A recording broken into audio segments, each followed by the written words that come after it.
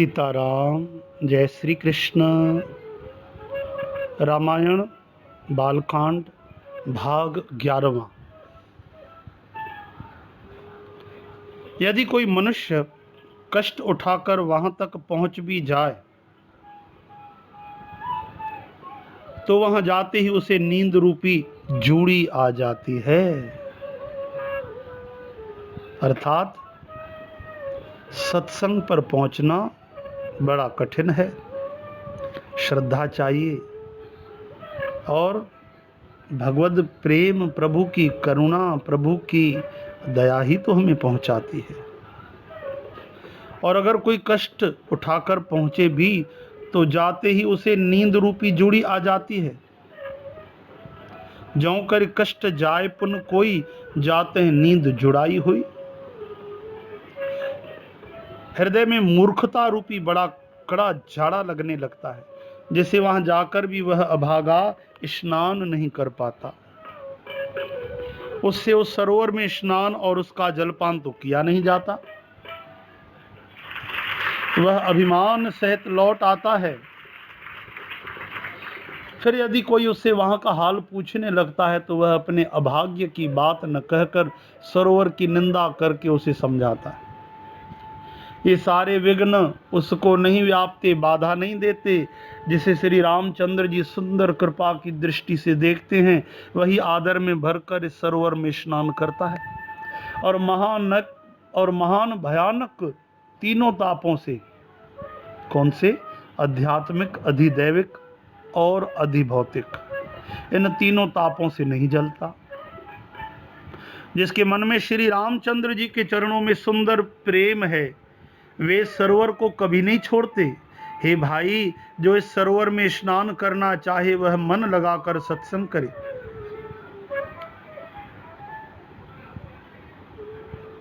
ऐसे मानस सरोवर को हृदय के नेत्रों से देखकर और उसमें गोता लगाकर कवि की बुद्धि निर्मल हो गई। हृदय में आनंद और उत्साह भर गया और प्रेम तथा आनंद का प्रवाह उमड़ आया। उससे वह सुंदर कविता रूपी नदी बह निकली, जिसमें श्री राम जी का निर्मल यश रूपी जल भरा है। इस कविता रूपिणी नदी का नाम सरयू है, जो सभी सुंदर मंगलों की जड़ है। लोकमत और वेद मत इसके दो सुंदर किनारे हैं। यह सुंदर मानस सरोवर की कन्या सरयू नदी बड़ी पवित्र है और कलयुग के छोटे बड़े पाप रूपी तिनकों और वृक्षों को जड़ से उखाड़ फेंकने वाली है। नदी पुनीत सुमानस नंदिनी, कलिमल तृण तरुमूल निकंदिनी। तीन तरह के श्रोताओं का समाज ही इस नदी के दोनों किनारों पर बसे हुए पूर्वे गांव और नगर हैं, और संतों की सभा ही सब सुंदर मंगलों की जड़ अनुपम अयोध्या जी हैं। श्रोता त्रिविध समाजपुर ग्राम नगर दुहकूल, संत सभा अनुपम अवध, सकल सुमंगल मूल सियावर रामचंद्र की जय। राम भगत सुर सरी तह जाई, मिली सुकीरत सरज सुहाई। सान जो राम समर जसु पावन, मिलेऊ महानद सोन सुहावन। अर्थात सुंदर कीर्ति रूपी सुहावनी सरयू जी राम भक्ति रूपी गंगा जी में जा मिली। छोटे भाई लक्ष्मण जी सहित श्री राम जी के युद्ध का पवित्र यश रूपी सुहावना महानद सोन उसमें आ मिला। दोनों के बीच में भक्ति रूपी गंगा जी की धारा ज्ञान और वैराग्य के सहित शोभित हो रही है। ऐसी तीनों तापों को डराने वाली यह तिमुहानी नदी राम स्वरूपी समुद्र की ओर जा रही है।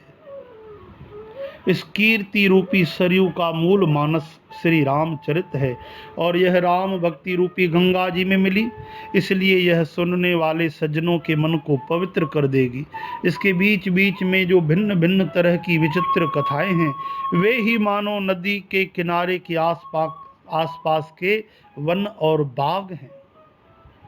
श्री पार्वती जी और शिव जी के विवाह के बराती इस नदी में बहुत प्रकार के असंख्य जलचर जीव हैं, जो श्री रघुनाथ जी के जन्म की आनंद बधाइयां ही इस नदी के भंवर और तरंगों की मनोहरता है। उमा महेश विवाह बराती, ते जलचर अगणित बहुभांति। चारों भाइयों के जो बाल चरित्र हैं वे ही इसमें खिले हुए रंग बिरंगे बहुत से कमल हैं। महाराज श्री दशरथ जी तथा उनकी रानियों और कुटुंबियों के सत्कर्म पुण्य ही भ्रमर और जल पक्षी हैं। बाल चरित चहुबंधु के बनज विपुल बहुरंग, नृप रानी परिजन सुकृत मधुकर बार विहंग। सियावर रामचंद्र की जय। श्री सीता जी के स्वयंवर की जो सुंदर कथा है वही इस नदी में सुहावनी छवि छा रही है। अनेकों सुंदर विचार पूर्ण प्रश्न ही इस नदी की नावें हैं और उनके विवेक से भरे उत्तर ही चतुर केवट है। केवट नदी में नाव चलाने वाले। इस कथा को सुनकर पीछे जो आपस में चर्चा होती है वही इस नदी के सहारे सहारे चलने वाले यात्रियों का समाज शोभा पा रहा है। सियावर रामचंद्र की जय। परशुराम जी का क्रोध इस नदी की भयानक धारा है और श्री रामचंद्र जी के श्रेष्ठ वचन ही सुंदर बंधे हुए घाट है। भाइयों सहित श्री रामचंद्र जी के विवाह का उत्साह ही इस कथा नदी की कल्याणकारिणी बाढ़ है जो सभी को सुख देने वाली है। इसके कहने सुनने में जो प्रसन्न होते हैं, पुलकित होते हैं, वे ही पुण्यात्मा पुरुष हैं जो कथा सुनकर गदगद हो जाएं, जो प्रसन्न मन से इस नदी में नहाते हैं। श्री रामचंद्र जी के राज तिलक के लिए जो मंगल साज सजाया गया वही मानो पर्व के समय इस नदी पर यात्रियों की टोलियां इकट्ठी हो गई। राम तिलक हित मंगल साजा, पर्व जोग जन जुरे समाजा। कैकेयी की बुद्धि ही इस नदी में काई है जिसके फलस्वरूप बड़ी भारी विपत्ति आ पड़ी। संपूर्ण अनगिनत उत्पातों को शांत करने वाला भरत जी का चरित्र। भरत जी महाराज की जय हो। भरत जी का चरित्र नदी तट पर किया जाने वाला जप यज्ञ है। कलयुग के पापों और दुष्टों के अवगुणों के जो वर्णन हैं वे इस नदी के जल का कीचड़ और बगुले कौवे हैं। समन अमित उत्पात सब भरत चरित, जप जाग कली अघ खल अवगुण कथन, ते जल मल बग काग। सियावर रामचंद्र की जय।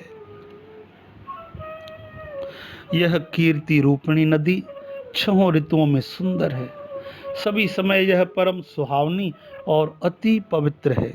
इसमें शिवजी पार्वती जी का विवाह हेमंत ऋतु है। श्री रामचंद्र जी के जन्म का उत्सव सुखदायी शिशिर ऋतु है। श्री रामचंद्र जी के विवाह का समाज वर्णन ही आनंद मंगलमय ऋतुराज वसंत है। श्री राम जी का वनगमन दुस्सह ग्रीष्म ऋतु गर्मी की ऋतु है और मार्ग की कथा ही कड़ी धूप और लू है। राक्षसों के साथ घोर युद्ध ही वर्षा ऋतु है और देवकुल रूपी धान के लिए सुंदर कल्याण करने वाली है। रामचंद्र के राजकाल का जो सुख विनम्रता और बड़ाई है वही निर्मल सुख देने वाली सुहावनी शरद ऋतु है। श्री राम जय राम, जय जय राम। सती शिरोमणि श्री सीता जी के गुणों की जो कथा है वही इस जल का निर्मल और अनुपम गुण है।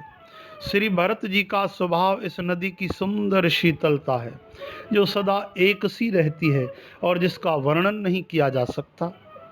चारों भाइयों का परस्पर देखना, बोलना, मिलना, एक दूसरे से प्रेम करना, हंसना और सुंदर भाईपना इस जल की मधुरता और सुगंध है। अवलोकन बोलन मिलन, प्रीत परस्पर हास, भायप भली चहु बंधु की, जल माधुरी सुबास। सियावर रामचंद्र की जय। मेरा आर्त भाव, विनय और दीनता इस सुंदर और निर्मल जल का कम हल्कापन नहीं, मतलब अति हल्कापन है। यह जल बड़ा ही अनोखा है और श्रवण से ही गुण करता है। आशा रूपी प्यास को और मन के मैल को दूर कर देता है। यह जल श्री रामचंद्र जी के सुंदर प्रेम को पुष्ट करता है, कलयुग के सभी पापों और उनसे होने वाली ग्लानि को हर लेता है, संसार के जन्म मृत्यु रूप श्रम को सोख लेता है, संतोष को भी संतुष्ट करता है और पाप ताप दरिद्रता और दोषों को नष्ट कर देता है। यह जल काम क्रोध मद और मोह का नाश करने वाला, निर्मल ज्ञान और वैराग्य का बढ़ाने वाला है। इसमें आदर में भरकर स्नान करने से, इसके पीने से हृदय में रहने वाले सब पाप ताप मिट जाते हैं।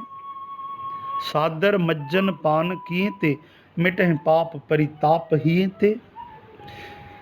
जिन्होंने इस राम की सुंदर महिमा रूपी जल से अपने हृदय को धोया नहीं, ओहो वे कायर कलिकाल के द्वारा ठगे गए। जैसे प्यासा हिरन सूर्य की किरणों के रेत पर पड़ने से उत्पन्न हुए जल के भ्रम को वास्तविक जल समझकर पीने को दौड़ता है और जल न पाकर दुखी होता है, वैसे ही वे कलयुग में ठगे हुए जीव भी विषयों के पीछे भटक कर दुखी होंगे।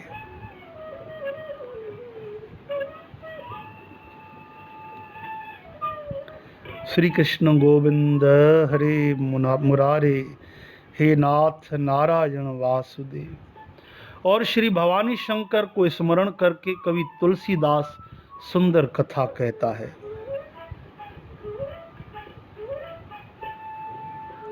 मैं अब श्री रघुनाथ जी के चरण कमलों को हृदय में धारण कर उनका प्रसाद पाकर दोनों श्रेष्ठ मुनियों के मिलन का सुंदर संवाद वर्णन करता हूँ। मति अनुहार सुबारी गुण गन गन मन अनहवाय, सुमिर भवानी शंकर कह कभी कथा सुहाय।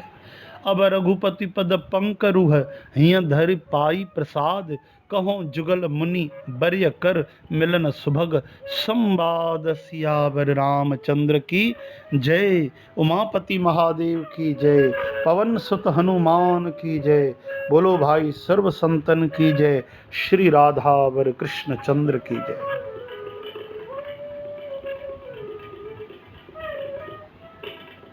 श्री कृष्ण गोविंद हरे मुरारे, हे नाथ नारायण वासुदेव। अब आइए आगे ध्यान से कथा आरंभ हो रही है, प्रेम से श्रवण करें। आपने श्रवण किए 43 दोहे बालकांड में, आगे आप श्रवण करेंगे भाग 12वां।